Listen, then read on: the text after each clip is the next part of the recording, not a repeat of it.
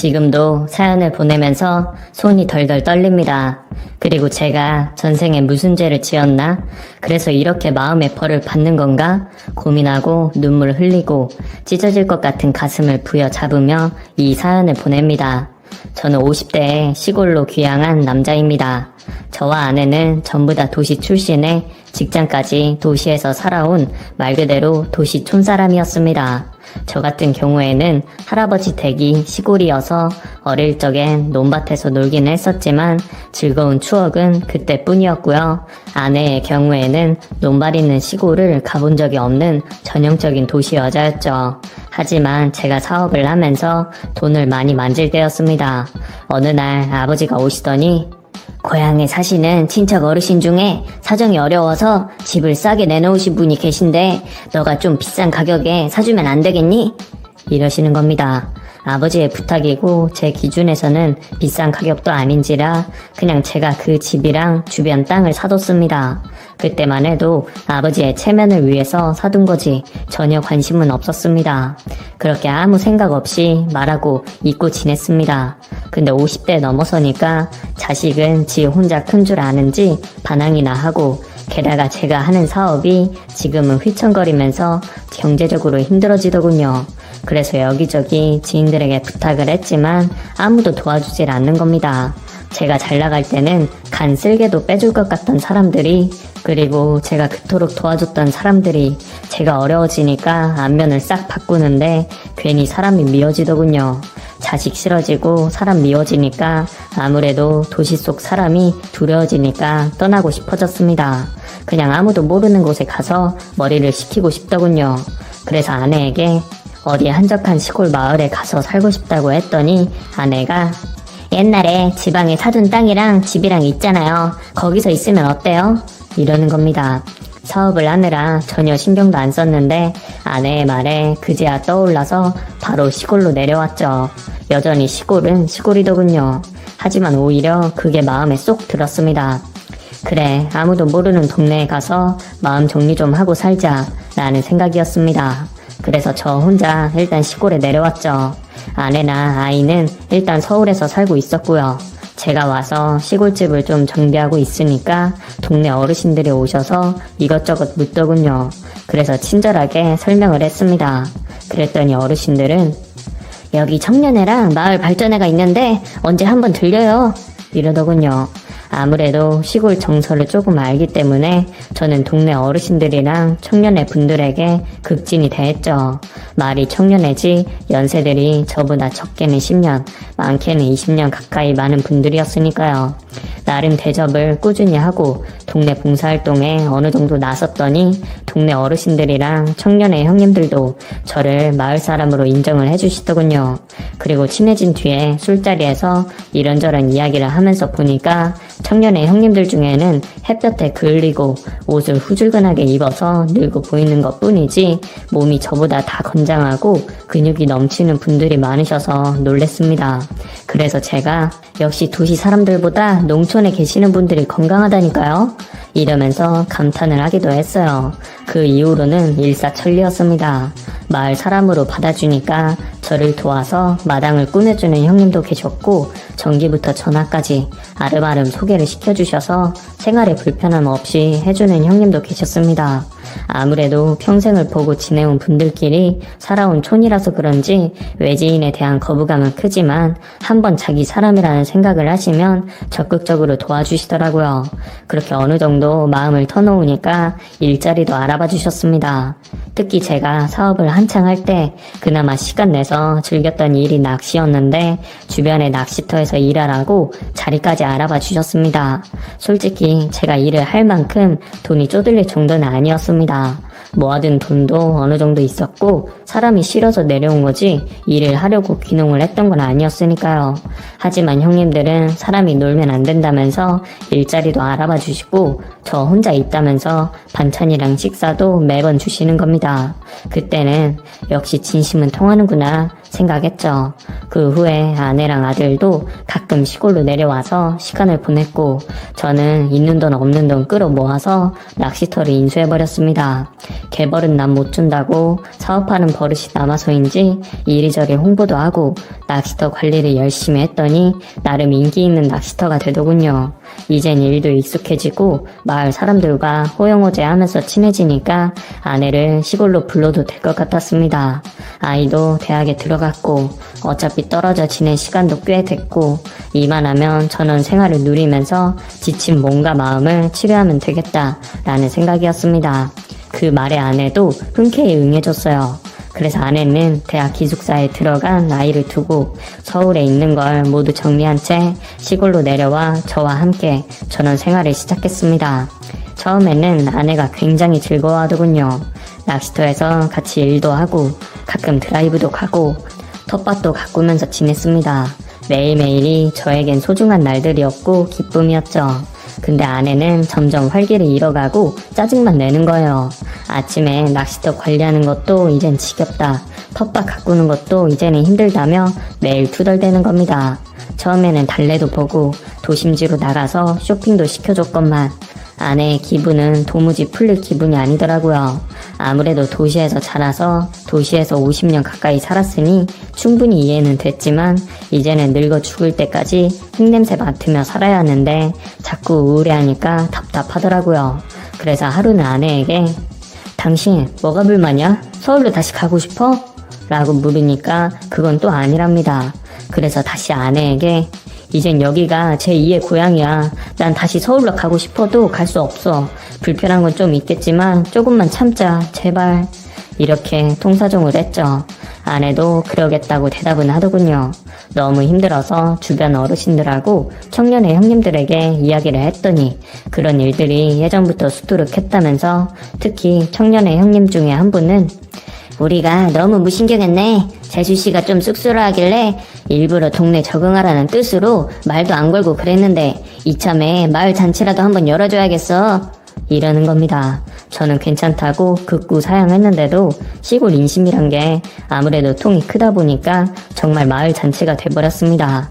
돼지 한 마리 잡는 수준까지는 아니지만 그래도 고기도 좀 삶고 반찬도 준비하고 동네 어르신들이랑 형님들 그리고 여러 아주머니들이 제 아내만을 위해서 전부 나서서 잔치 같은 환영식을 열어줬죠.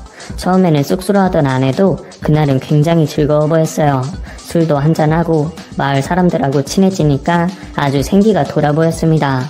그래서 술도 마셨겠다. 기분도 묘하게 좋아져서 그런지 그날 밤에 아내랑 뜨거운 시간도 보냈습니다. 이제부터 모든 게 잘 풀릴 거라 생각했습니다. 아내도 예전보다는 기운을 좀 차린 것 같았고요. 그래서 낚시터 일을 마치고 와보면 아내는 동네 청년의 형님들과 마을 일을 돕고 있거나 아니면 집 앞 텃밭을 가꾸고 요즘은 인터넷으로 정원 가꾸기 이런 걸 보면서 공부도 하더라고요. 그 모습을 보면서 흐뭇했죠. 하지만 아내의 비밀을 알게 된 건 몇 달이 지나고 나서부터입니다. 아무래도 새벽에 나가는 일이 많다 보니까 저녁 일찍 잠을 자는 편이었는데 그날따라 잠을 굉장히 일찍 깼어요. 대충 새벽 1시쯤 된 것 같더군요. 목이 말라서 물을 마시고 방으로 들어와 보니까 아내가 없는 겁니다. 가끔 제 코 고는 소리가 싫다면서 딴방에 가서 혼자 자는 경우가 종종 있어서 별로 신경 안 쓰고 다시 잠을 자려고 했습니다.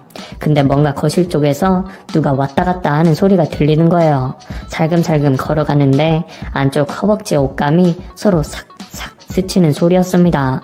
워낙 시골이라 조용하고 한번 신경 쓰이니까 그런 발소리에 옷감 스치는 소리까지 들리는 겁니다.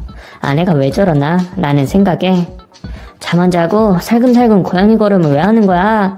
하면서 나가봤더니 아내가 현관문 앞에 서 있는 겁니다. 깜짝 놀라서 거기서 뭐해? 그랬죠. 그랬더니 잠이 안 와서 잠깐 나갔다 왔다는 겁니다. 처음에는 그러려니 했죠. 근데 몸에 풀이 좀 묻어 있는 겁니다. 아니 어디까지 나갔다 왔길래 몸에 풀이 묻어 있어? 라고 하니까 아내는 깜짝 놀라면서 요 앞에 갔다 오는데 좀 묻었나 보네? 그러는 겁니다. 그래서 농담으로 모르는 사람이 보면 어디 논밭에서 뒹군 사람으로 보여 라고 했더니 아내는 눈에 쌍심지를 켜고 아니 무슨 말을 그렇게 해? 내가 새벽에 나가서 어떤 놈하고 뒹굴다가 왔다는 거야? 이러는 겁니다. 반응이 너무 거세서 좀 놀랐죠. 아니 농담으로 그런 거지 누가 진짜 그렇다고 믿겠어? 그 말의 아내는 상당히 기분이 나쁘다는 투로 당신 나한테 그런 말 하지마. 엄청 기분 나빠. 이러면서 다른 방으로 들어가서 잠을 자더군요. 그때만 해도 거참 별거 아닌 것 같고 엄청 화를 내네 라고 생각했습니다. 그 이후로 그 일은 잊고 지낼 정도로 바쁘게 살았습니다. 낚시터 관리하고 서울에서 지인들의 도움으로 다른 일도 벌이게 되니까 한 달에 며칠은 서울로 올라갔다 내려오기도 하고 귀농을 한 이후로 뭔가 일이 잘 풀려가더군요. 아무래도 몸도 마음도 안정이 돼서 그런가 보다 라고 생각했습니다. 그날은 서울에서 회의가 늦게 끝나서 아침 일찍 내려갈까 하다가 그래도 잠은 집에서 자려고 새벽쯤에 시골집에 도착을 했죠. 문을 열고 들어가니까 아내는 자고 있더라고요. 근데 주방에 누군가랑 술을 마신 듯이 어지럽혀져 있고 낌새가 좀 이상한 겁니다. 도대체 누굴 데리고 와서 술 마신 거야? 라는 생각이 들더군요. 제가 좀 깔끔을 떠는 성격이라 피곤해도 술병이랑 안주 널브러진 것은 치우고 자야 했거든요.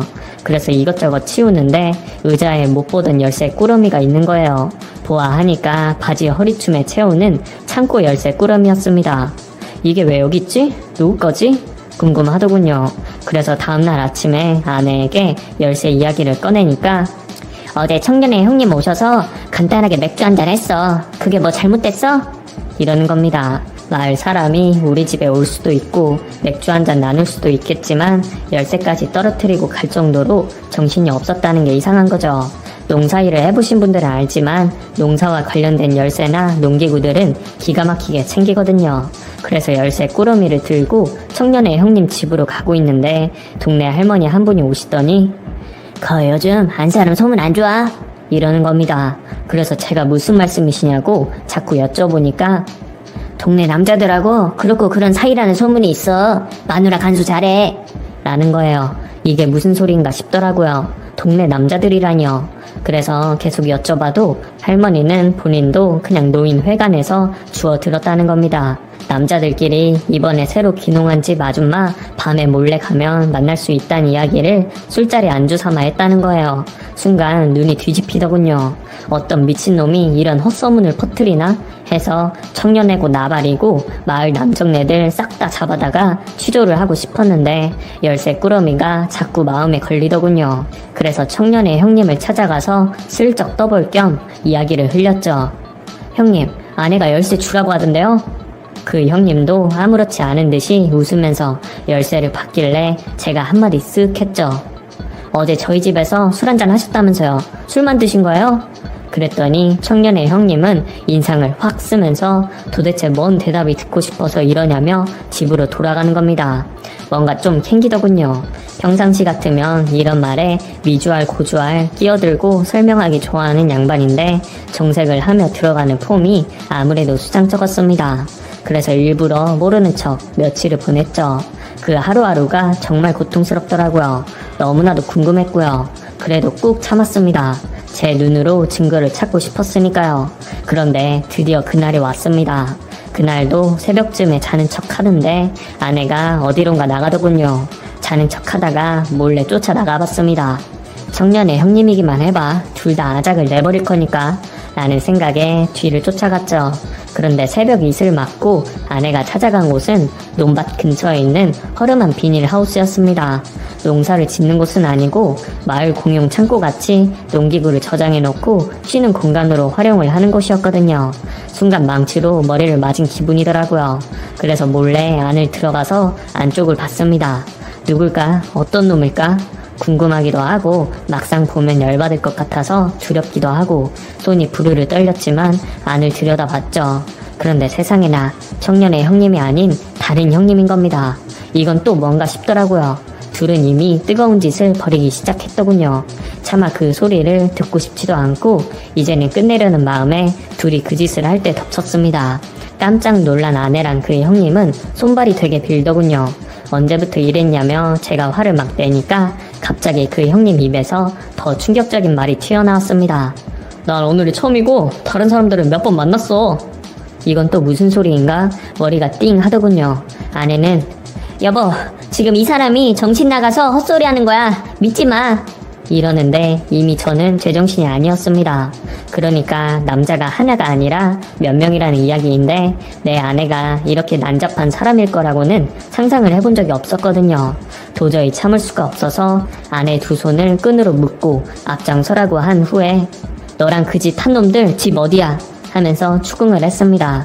아내는 처음엔 아니라고 하더니 나중에는 살려달라고 빌고 나중에는 악에 받쳐서 맘대로 해! 하면서 들어눕더군요. 하지만 계속 개처럼 질질 끌고 다녔더니 끝내 몇 군데 집을 가리키는 겁니다. 그 새벽에 그 집 문을 발로 차고 들어가서 나와! 우리 마누라 건든 놈들 나오라고! 큰 소리를 쳤습니다. 동네가 난리가 났죠. 알고 보니 마을에 체격 좋고 힘 좀 쓴다는 대여섯 놈, 그리고 물론 청년의 형님도 껴있었습니다. 마을 남정네들 대여섯 놈이 마누라랑 그 짓을 벌였더군요. 하늘이 무너지는 기분이었습니다. 그놈들은 제 아내가 먼저 유혹을 했다면서 핑계만 늘어내고 아내는 아니라고 자기는 그런 적 없다고 싹싹 빌고 아주 난장판이었습니다. 조용히 끝내려고 했지만 도저히 안 되겠더군요. 근데 마을 이장님이 한사코 말리고 제발 경찰에 신고를 안 하면 안 되겠냐며 싹싹 빌더군요. 그리고 마을 사람 모두가 잘못했다면서 합의금은 얼마든지 주겠다며 싹싹 비는 겁니다. 확인을 해보니 무슨 대가성으로 성을 주고 판 것도 아니고 아내가 자발적으로 나선지라 이걸 어떻게 처벌하기도 애매하더라고요. 이젠 더 이상 더러운 쓰레기들이 사는 동네에 도저히 있고 싶지도 않고 아내를 보고 싶지도 않아서 아내와는 이혼을 했고 정신적 위자료를 청구했습니다. 그리고 마을 청년의 놈이랑 몇몇 사람은 탈탈 털어서 꽤 많은 액수의 돈을 받아냈습니다. 어차피 법으로 제대로 엿먹일 수 없다면 돈이라도 왕창 뜯어낼 생각이었는데 촌사람들이 은근히 돈이 많더군요. 그 돈으로 지금은 서울에서 장사를 하고 있습니다. 정말 잘 먹고 잘 살고 있습니다만 마음 한구석은 정말 쓰리고 아픕니다. 동네 사람들은 지금도 이 일은 비밀로 쉬쉬하고 있다고 하더군요. 정말 파렴치한 아내와 시골 남자들을 생각하면 지금도 피가 거꾸로 솟네요. 저의 긴 글을 읽어주셔서